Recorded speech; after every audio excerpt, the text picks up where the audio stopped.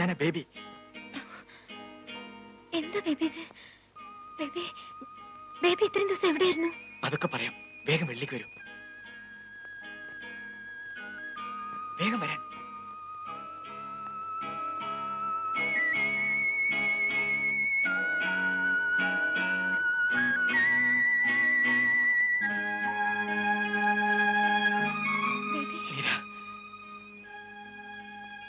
ഇവിടെ എന്നാൽ ആരെങ്കിലും കാണും. നമുക്ക് അങ്ങോട്ട് മാറിയിക്കാം. വരൂ.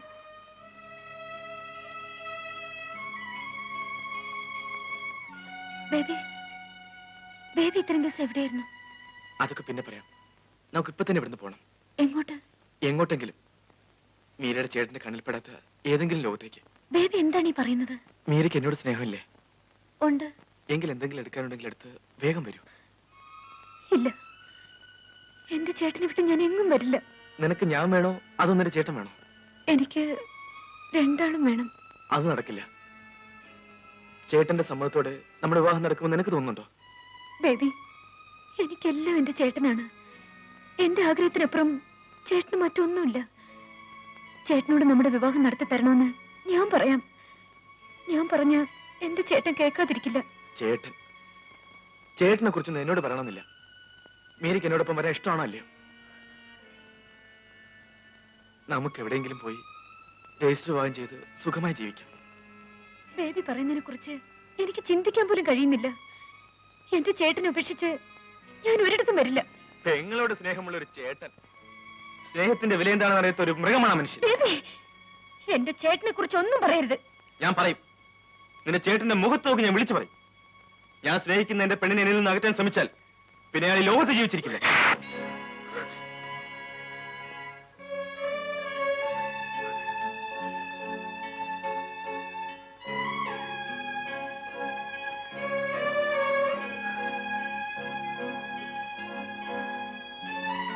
ഇപ്പൊ എനിക്ക് മനസ്സിലായി, വലിയ വീടുകളിലുള്ളവർക്ക് അവിടുത്തെ ഡ്രൈവർമാരോട് തോന്നുന്ന കാമമായിരുന്നു നിനക്ക് എന്നോടുണ്ടായിരുന്നെന്ന്.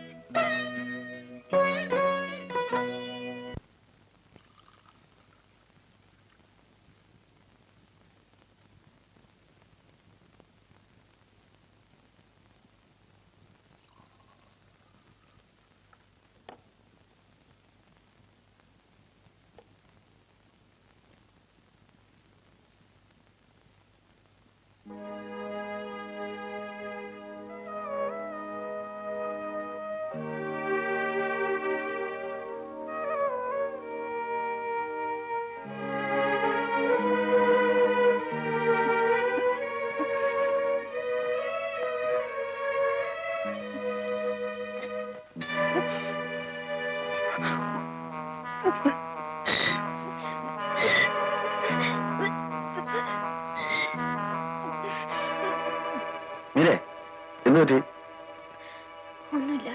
സുഖമില്ലേ? ഡോക്ടറെ വിളിക്കണോ?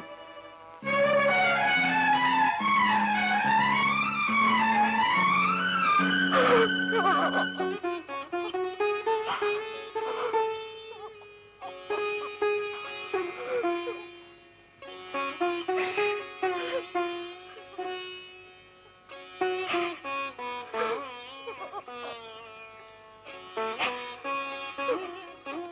happened, Meera? നിനക്ക് എന്ത് പറ്റി മോളെ? നിനക്ക് എന്ത് പറ്റി? എന്താണെങ്കിലും എന്നോട് പറയും. അവൻ പോയാൽ നീ എന്തിനാ വിഷമിക്കുന്നത്? അവൻ എവിടെ നിന്ന് വന്ന ഒരു ഡ്രൈവർ, അവൻ പോയാൽ മറ്റൊരു ഡ്രൈവർ. ഇല്ല ചേട്ടാ, ബേബി പോകാൻ പാടില്ല. ഞാനും ബേബിയും തമ്മിൽ സ്നേഹത്തിലാണ്. അതെ ചേട്ടാ, ഞാൻ പറഞ്ഞ സത്യമാണ്. ഞങ്ങൾക്ക് തമ്മിൽ പിരിയാനാവില്ല. No, it's quite impossible.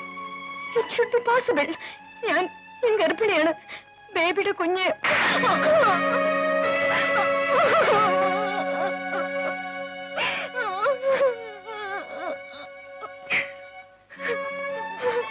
എന്റെ എല്ലാ സങ്കല്പങ്ങളും ഒരു നിമിഷം കൊണ്ട് നീ തകർത്ത് കളഞ്ഞലോടി.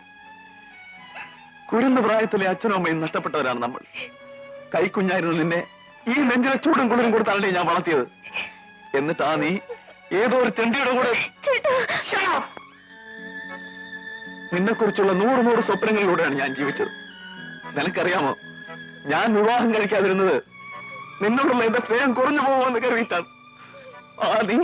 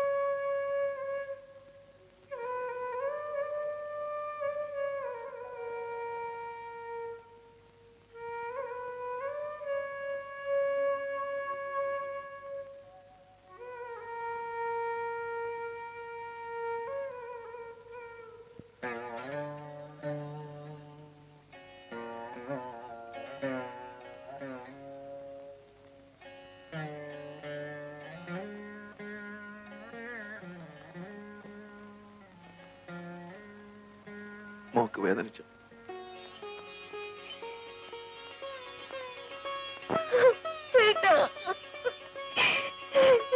എന്നോട് ക്ഷമിക്കൂ ചേട്ടാ, എന്നോട് ക്ഷമിക്കൂ.